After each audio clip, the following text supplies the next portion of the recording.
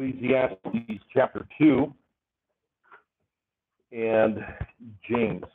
I'm going to ask you to go ahead and pass out. We do have some lessons. If you'd like one, raise your hand and they'll go as far as they go. But if you'd like to get a lesson so you can follow along with the ramblings and try and figure out where we're going, do that. Ecclesiastes chapter 2, we're in our series still of Bible exploration, going through each book of the Bible, seeing really kind of in a nutshell what each book is about, and getting a better idea of how all of it fits together. And so we're in the book of Ecclesiastes here, and chapter 2, and verse number 11 is going to be our text tonight. Ecclesiastes chapter 2, verse 11. And if you've found your place, I'd ask you to stand as we read our text tonight. Ecclesiastes chapter 2, verse 11. Then I looked on all the works that my hands had wrought, and on the labor that I had labored to do, and behold, all was vanity and vexation of spirit, and there was no profit under the sun. And let's go to the Lord in prayer. Father, again, we thank you for each one.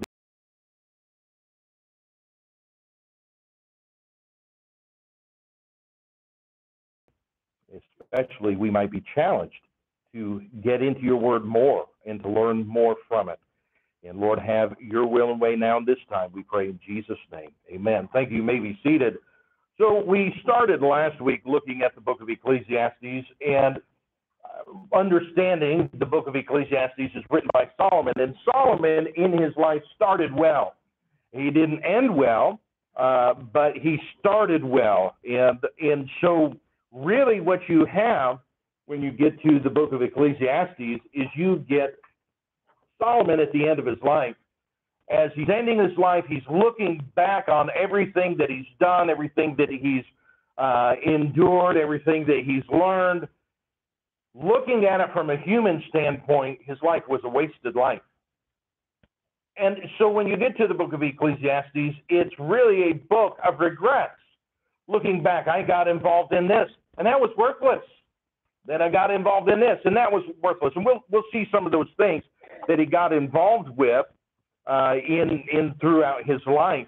But we saw last week the preacher's subject in here in chapter 1, and we saw he lays claim to the title of preacher, which simply means someone who teaches anything with earnestness. And as Solomon gets down to the end of his life, realizing how much of his life he had wasted and how much of his life he had misused and misspent, he certainly was earnest, and he certainly was passionate about what he had to say, because he didn't want other people coming down the same road he had gone down. Think about his son, and we talked about him last week. We talked about him when we were looking in the book of Proverbs. But think about Solomon's son, Rehoboam, how he was a fool. I mean, you just look at how he conducted his life. He wasn't wise in any aspect of his life. He got wise counsel and said, well, let's see what else there is out there. And so he went after foolishness instead of that. And here, Solomon's at the end of his life. He knows what his son is, and he's trying to tell his son, don't do the things I've done. You need to do better than what I've done. And, of course, sadly, Rehoboam didn't listen. He had some of the same problems that Solomon had, and he went down some of the same roads that Solomon went down. Solomon also lays out the principles in his preaching. First of all, being vanity, and that just simply has to do with emptiness. And over again, he uses that terminology. He also writes from the viewpoint of the worldly man. He's really writing from a carnal standpoint, and this is why so many of the cults, they try and use things from the book of Ecclesiastes to prove things that they believe. Well, that's all well and good if you weren't taking it out of context.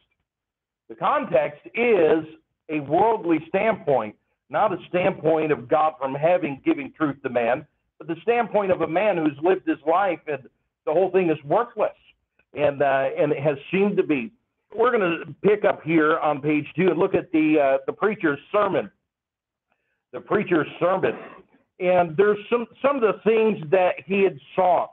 And we talked about this throughout his life. He sought, he made a plan, and he made a purpose to look for particular things in his life. First of all, he sought after the world of thought. Here in Ecclesiastes 1 and verses 12 and 13, he says, I, the preacher, was king over Israel in Jerusalem, and I gave my heart to seek and search out by wisdom concerning all things that are done under heaven. This sore travail hath God given to the sons of men to be exercised therewith. And so he's going after the world of thought, and he had a reputation, as we see over here in 1 Kings chapter 4. But he had a reputation for being a wise man. 1 Kings 4 and verse number 30 tells us this. And Solomon's wisdom excelled the wisdom of all the children of the east country and all the wisdom of Egypt.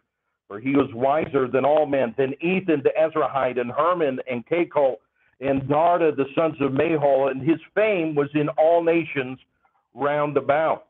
So he was held in reputation as a wise man, and he thought that he could find fulfillment simply by being an intellectual, simply by being the expert, the one who knows, the go-to guy. You want to know who it is? Before Google, there was Solomon. If you wanted to know, you go to Solomon. He had the answer, and he found out that's not always the best thing to do. One thing you learn in life, it's not always good to know things, because if you know things, then you're responsible for things, right? I've been in places, hey, do you know how to do such and such? When I was on deputation, I went to a church, and they said, hey, do you know anything about sound system? Well, I know a little bit, and the next thing I knew, I was up in the sound booth trying to fix their whole sound system. It was a miserable mess. It's probably Noah had brought it with him in the ark or something. It was just old, and it was bad. It was just bad. So it's not always good to know things. And Solomon found that out, because you are responsible if you know things. And he learned a great deal. But he didn't use the wisdom that he had. He was responsible because he knew. The Bible tells us, therefore, to him that knoweth to do good and doeth it not, to him it is sin. So it's all fine and dandy to say, well, I want to know all that God has to say about such and such. Whatever the subject is, whatever the topic is, that's great. But you better be careful about wanting to know about that, because once you know, now you're responsible. And if you know, but you don't follow through, you know what you're supposed to do, but you just don't do it, well, it really doesn't matter. Well, nobody else is doing it. All the excuses that people use, to him it is sin. And that was Solomon's problem. He knew, but he didn't do. He never followed through. And not at least in the end of his life and in the middle of his life. So he sought after the world of thought, and he found out that's empty, especially if you're not going to follow through. It's just totally empty. But even if you're going to follow through, if that's all you live for is just to know, that's an empty life. Because another thing I found out in life is no matter what you know, there's always somebody around that knows more than you do. I found that out the hard way here and there, and I hope I'm not the only one. Because misery loves company. And so, we've all been there. So he sought after the world of thought. Then in chapter 2, here in Ecclesiastes, you see that he sought after the world of thrills. The world of thrills. Now, that's what our world is running after today. They're looking for the world of thrills. I heard on the news the other day, people were so excited. The reporter was just about beside himself, saying that they're talking about building some sort of a Disney theme park in Toronto. Like, look, we're in Edmonton. That doesn't do us any good. I'm not driving to Toronto. I mean, it's closer to drive down to California than it is back in Toronto. Big deal. So, but I mean, he was so excited about that, and that's the thing that really gets the heart pumping. Oh man, I get to go see Mickey and all these things. The world of thrills. And I know that's long and far, far away from us here. But there are things here that people get so excited about, and they are devoted to those things. And yes, we've talked about something far and away, but we could talk about something that's very near and dear to many people here in Alberta, and that's hunting. Now, is there anything wrong with hunting? Absolutely not. And if you go hunting and you don't like what you gotten in your hunt, bring it to me. We had a man in our church down south. He would go deer hunting every year, couldn't stand it, and his wife hated it even more. But he wasn't going to leave it, so he processed it every year, and his freezer's full. And so he came to me, Pastor. He was like embarrassed. Pastor, you don't like deer, do you? Sure, I love deer. So he brought a couple things to us that night in our evening service. In our midweek service, he came to me, same thing, just sort of ashamed to ask, Pastor, you didn't try any of that? Yeah, in fact, it's all gone. You didn't like it, did you? Would it be okay if I brought more? How much you got? And so anyway, getting back to what we're talking about, the world of thrills. Sometimes, and again, there's nothing wrong with hunting. There's nothing wrong with fishing. But sometimes that gets to be everything. That's all we can think about. Oh, we can talk about cars. I told you before about the guy. He still had a 68 goat from high school, and he had totally kept it. I mean, it looked like it had been restored. It wasn't restored. It's just that he had kept it ever since he bought it new. He wouldn't even let his wife ride in it, and he took it to all the car shows and so on. He was so proud of that. That's the world of thrills. Just the excitement of, I don't know what's exciting about a piece of metal sitting around with a bunch of other pieces of metal. I don't get that. I do like cars, but, anyway, whatever. But that's what brought him thrills. He loved that, and he thought that was the greatest thing, and he'd talk about it for hours on end. The guy couldn't say 2 words, but he'd get him talking about cars. He wouldn't shut up, and that's how it was.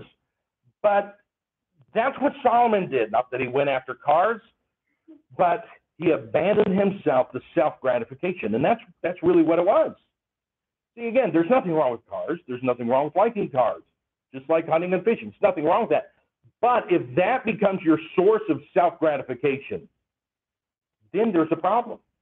I do this because I need it, So then it becomes a problem. And so he went after self-gratification in every form of entertainment. His revelry was unrestrained. And he ultimately concluded that this way life was mad. Look here in Ecclesiastes 2, verse 1 and 2. I said in mine heart, go to now.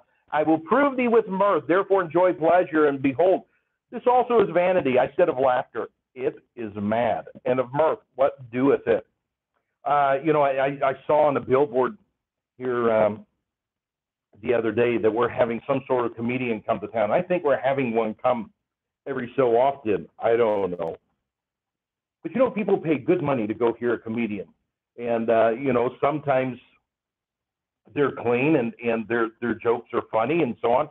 And you sit and laugh. But after you've paid all that money and after you've laughed and you go out, what good is it? And you sit, you're sitting on the LRT riding home thinking, I'm going to pay for groceries now because I spent so much money on the ticket. How am I going to make the rent? How am I going to pay the utilities? You see, it's mad. In other words, you're nuts trying to go after that sort of thing, trying to follow after thrills. And then he also sought after the world of things.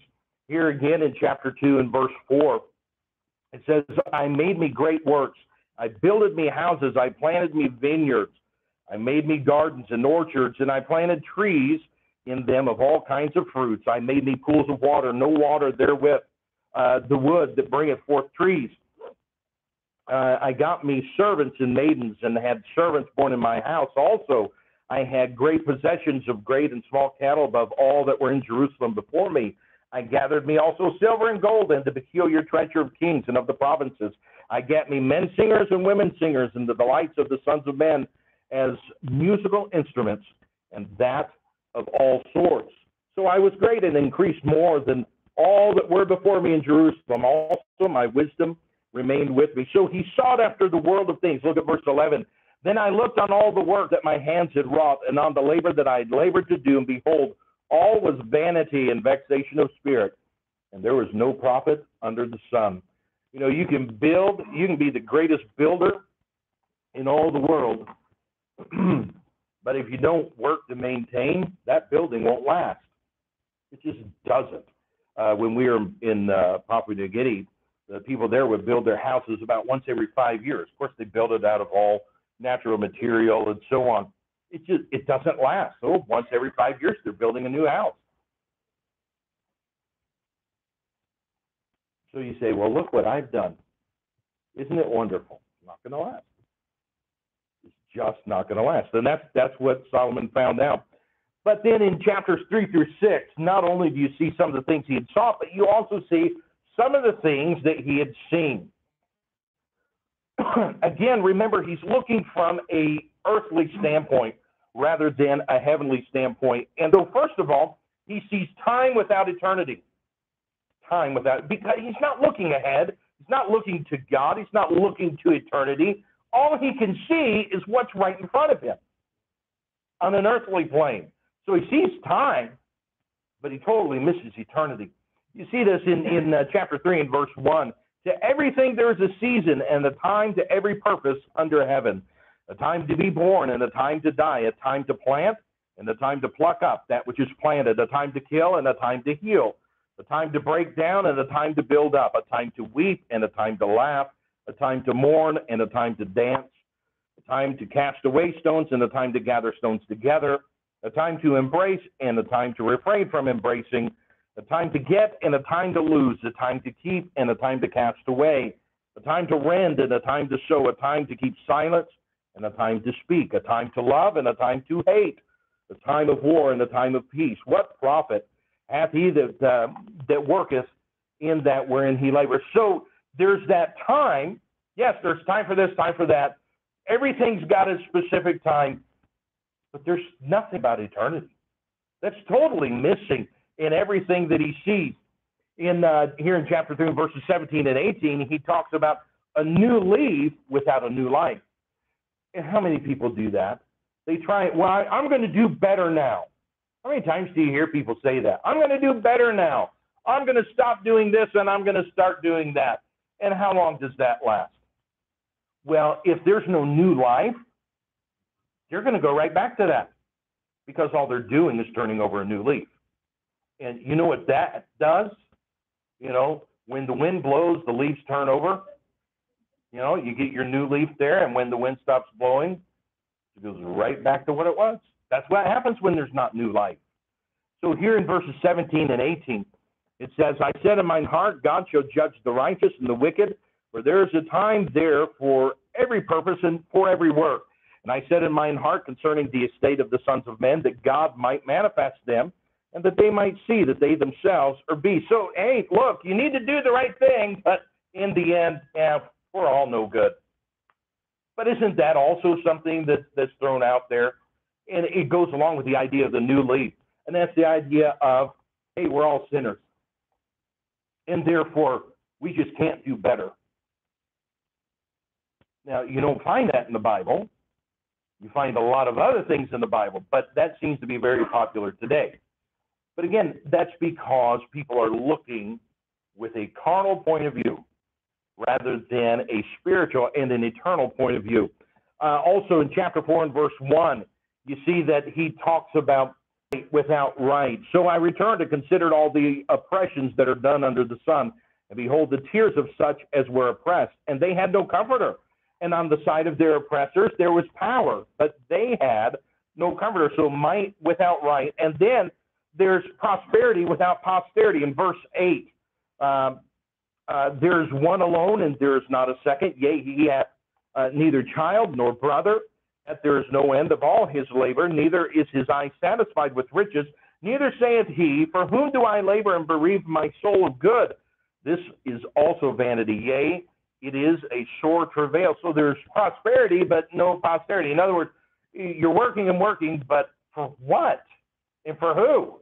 Just for yourself. There's nobody to pass it on to, and that sort of thing. This is some of the things that he saw. And then in chapters 7 through 10, he talks about some of the things he had studied. And it's interesting because as we look at this, and we'll see all this in chapter 7, Solomon had become cynical. Everything that he'd seen, everything that he had studied, everything that he'd gone after, had sought in his life, had turned him into a cynic. Now, a cynic is a person who believes that people are motivated purely by self-interest rather than acting for honorable or unselfish reasons.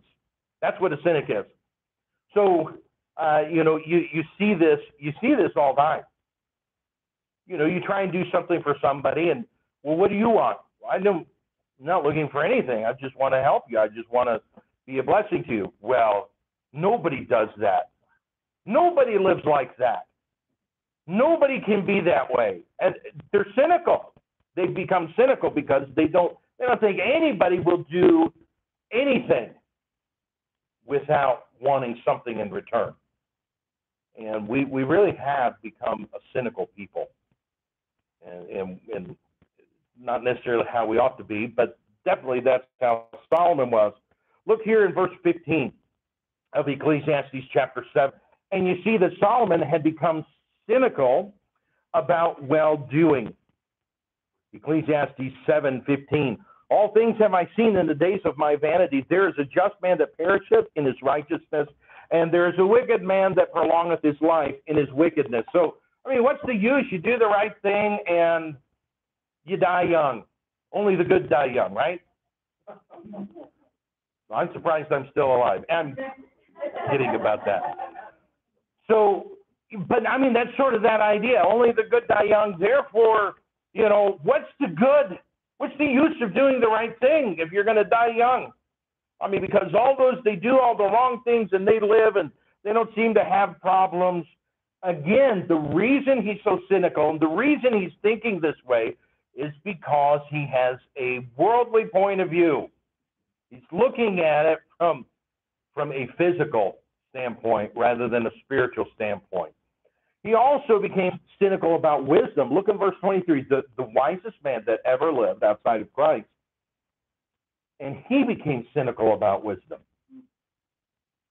Verse 23, all this have I proved by wisdom. I said, I will be wise, but it was far from me. Have you ever seen somebody like that? Man, they're brilliant. But meanwhile, they're just they have no sense. You know what I'm saying? They're in their field. They know, everything. They know the ins and outs, and they can explain it, but they don't know to come in out of the rain. And you think, what is wrong with these people? And really, that's kind of what Solomon's saying. He becomes cynical about wisdom. What good is it? You become wise, but in the end, there's in so many other areas, you're just kind of dumb. You just don't get it, and you can't have it explained to you because you're so brilliant. You're just out there in la la land, as it were. That's what it says in the Hebrew. Look here in verses 26 through 28. Ecclesiastes 7. He became cynical about women.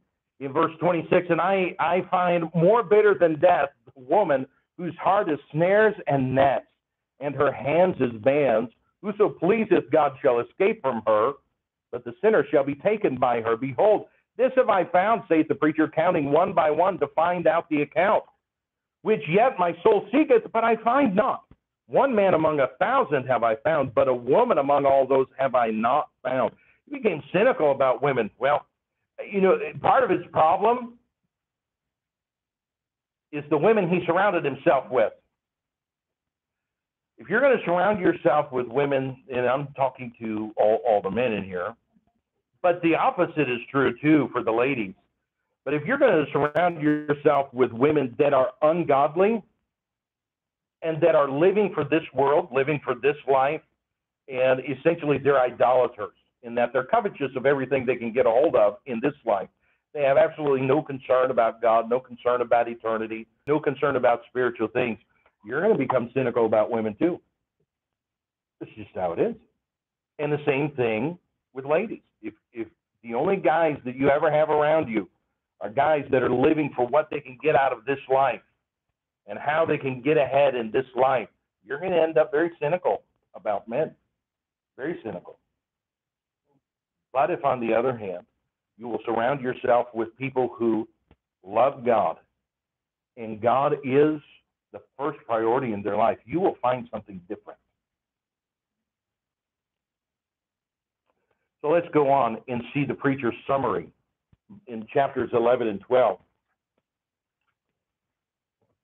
In chapter 11, Solomon, he repeats his complaints about life. Boy, don't you notice that? Somebody who complains, they won't shut up about it. You know, you say, I'm tired of sitting in the car. And look, I have heard this, and I heard this for 5 years. I'm tired of sitting in the car. Well, look, we got 500 more kilometers to go. Buckle up and shut up. I don't want to be here either, driving this. Anyway, you know, but what happens? Do they stop? Those of you that have kids, are we there yet? Haven't even seen the city limit signs leaving town? Are we there yet? I'll tell you what my answer is. I'll tell you my answer to that, and maybe this will help you. My answer is, it's over the next hill. And when they ask again, it's over the next hill. Yeah, when you get into the plains like Saskatchewan and Manitoba, well, when we get to the next hill. But nonetheless, that's how I get away with that. But it's that sort of thing, you know, when you start complaining, when people start complaining, they don't stop. They go over it and over it and over it and over it. And whatever their complaint is, whether it's a big thing or whether it's because all they see is this life. They don't see God. They don't see eternity. They don't see their relationship with God. They don't see themselves growing in the Lord. All they see is this life. And yeah, there's some good days, but man, look at those bad ones. You know, we can all do that. If we started around the room, hey, what have you got to gripe about tonight? You know, that's what we come to midweek service for, so we can share our gripes. Usually we call it prayer meeting. You know, hey, pray about this. You know, I've got all these gripes and complaints, and so I want you to, you know, really a lot of times that's all people are doing. They're airing all their complaints. They don't care about people praying for them because they don't believe God's going to answer prayer. They just want to tell everybody how miserable their life is. I feel sorry for people like that. I really do. Because they, like Solomon, have a very sad life. A very sad life. And it doesn't have to be that way. It doesn't have to be that way at all. So Solomon then relates his conclusions in chapter 12. And he finally, only took him 12 chapters, but he finally gets his eyes off the horizontal, off what's around him. And he begins to look up. Look at verse 1. Remember thou thy Creator in the days of thy youth, while the evil days come not, nor the years draw nigh, when thou shalt say, I have no pleasure in them. Look at verse 13. Let us hear the conclusion of the whole matter. Fear God and keep his commandments, for this is the whole duty of man. You know what he's saying? Everything else is worthless. Everything else is empty. But if you do this, this is worth something. But you know, it's sad that he didn't come to that conclusion until the end of his life. He should have started that way, and he could very well have started that way, but he made some wrong choices along the line. We talked about that before, some of the things he did. It's interesting that he really points out or directs his comments to the young, because in verse 1 he says, remember thou thy Creator in the days of thy youth. Don't wait. How many young people, they want to sow their wild oats, and after they've sowed their wild oats, after they've done things their way, then they'll get right with God, and then they'll serve God, and then they'll do things that are pleasing to God. And how often does that happen? The sowing of the wild oats happens quite frequently. The actually returning to God happens almost never. And so Solomon is really trying to pinpoint his comments to those who are young. Don't make the same mistakes I did. That's what he's saying. Don't make the mistakes I did. Serve God while you're young. So he admonishes the youth to live with a proper perspective. It's hard for young people to live with a proper perspective because they think, I've got my whole life ahead of me. I need to make plans. I need to decide what I'm going to do with the rest of my life. Rather than saying, look, my life is God's. I'll let God do with my life what he wants. Because in the end, that is going to be a full life. And that is not going to be an empty life. So many young people, they don't see it that way. They don't see it that way at all. Look at verse 14 here of chapter 12. It says, for God shall bring every work into judgment with every secret thing, whether it be good or whether it be evil. Over in Romans chapter 14 and verse number 12, the scripture says, so then every one of us shall give account of himself to God. See, the thing is, Solomon's realizing this too late. Oh, wait a minute. Now I've made all these choices that were empty and vain. Now I'm going to have to give an answer to God for all those choices I made. So he begins to say, you need to think about this while you're young. Think about the choices you're making. Think about the decisions you're making now, because the time's going to come that you are going to answer to God for that. Sort of like a preacher friend of mine who's with the Lord now. When I was young, I was in Bible college at the time, but I'd known him since I was, I don't know, pretty young, single digits. So, long time ago. And I went and visited him one summer, just over a weekend. And he and we spent some time together. One thing he said to me, he was at that time in his 60s, and he said this, serve God while you've got your beans. And that may sound funny, but he was raised on a farm, raised in the farming community, pastored in the farming community. And he told me this. He said, I can't do the things I used to do. So when I first got saved, which would have been late 20s, early 30s, when I first got saved, God first called me to preach. Man, I could get out and I could do so many things. He said, I can't do all those things now, just physically speaking. I can't do those things. He said, so if I could give you any advice at all, I would tell you, serve God while you've got your beans. What that simply means is, while you're young, serve God. Because when you get old, what's going to happen? You don't know. You've got all your plans.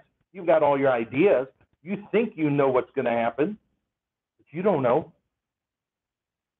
You have no idea what's going to happen with the rest of your life. I've had a lot of friends and family members whose lives ended young. Had a friend, Jeff Wilson. He was 16 years old. He was home. He was home in Oklahoma by himself, and he was cleaning out his rifle that he thought was unloaded, and it wasn't. Now, I'm not going to go into any details, but he died, 16 years old. Now, the good thing is, he felt like God had called him to preach, and he was faithful in his church, and he would witness, and he would speak at every opportunity he had. He was doing what he could while he was young, instead of saying, hey, I'm young, don't lay any responsibility on me. No, let me play first. And then, God, when I'm done playing, then I'll give you what's left. And I'm telling you, God's not interested in what's left. God wants it all. That means you start when you're young, living for God. And that's what Solomon's trying to get across.